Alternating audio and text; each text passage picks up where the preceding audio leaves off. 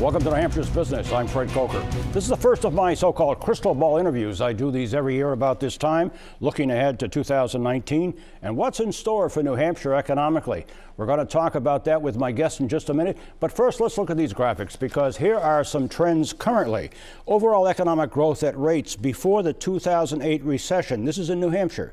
Housing and workforce constraints, though, limiting more growth. Now, how about the highest growth sectors? They are healthcare and social assistance, administrative and waste services, accommodation and food services, professional and technical services. And then here's some demographic trends in New Hampshire. Under 18 years old population down 25,000, over 65 years old population up 43,000. With me to talk about this and make some predictions for 2019 is economist Russell Thibeault. Probably the most quoted economist in New Hampshire and maybe in New England.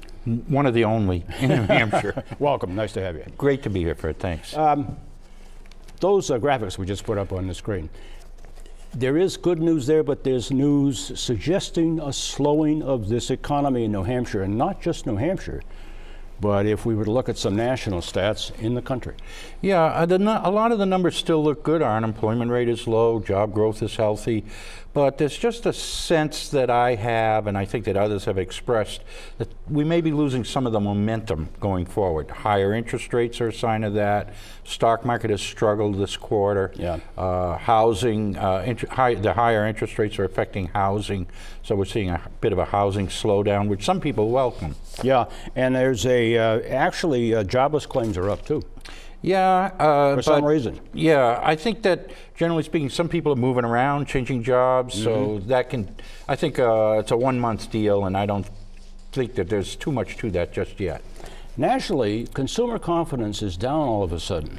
What does that say to you? I think that people react to what they see in the media, on the news. Okay. And a lot of the economic news has not been that positive for the last month or two. I think particularly the stock market and housing, people are very sensitive to those two elements of the economy. And now General Motors, of course. Well, General Motors cutting back, starting to look a little, that's kind of going back, a throwback to 2007, which was not a great situation. Now, let me ask you for your predictions for New Hampshire for 2019. You've done this before, and you've ridden on the mark pretty much. I've had some luck. You know, if you get up to the plate enough times, you're going to get a hit once in a while. So give them to us. I think that we're going to still have a good economy next year. I don't think it'll be as vibrant and across the board as strong as this past year has been. This has been a remarkable year with very good job growth, starting to see some decent wage growth. But as I said, I think that there's a sense that the momentum is easing off a bit. We're not heading into really seriously troubled waters by any of the indicators that are out there. Probably not a recession, but a slower economic expansion. Yeah. We had huge tax cuts this year that kicked in this year, and that helped this year's figures. But next year will be harder to match the kind of growth we've had this year. Yeah, of course, BAE Systems is moving into Manchester with a new facility and hundreds of jobs. Lonza Biologics over at Pease is expanding again with hundreds of jobs. Hitcher Manufacturing is expanding. And yet, where are they going to find those workers with a 2.6% unemployment rate? Wages have to go up. They have to go up enough to bring new people into the state. You pointed out a very serious problem in terms of young people migrating out of the state.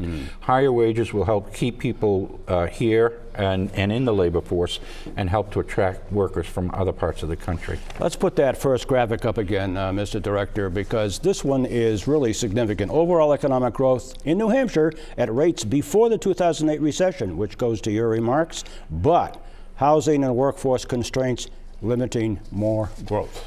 Everybody is struggling to find workers right now. As someone pointed out to me recently, if you go listen to some of the commercials on television, it's no longer come to this site to find a job.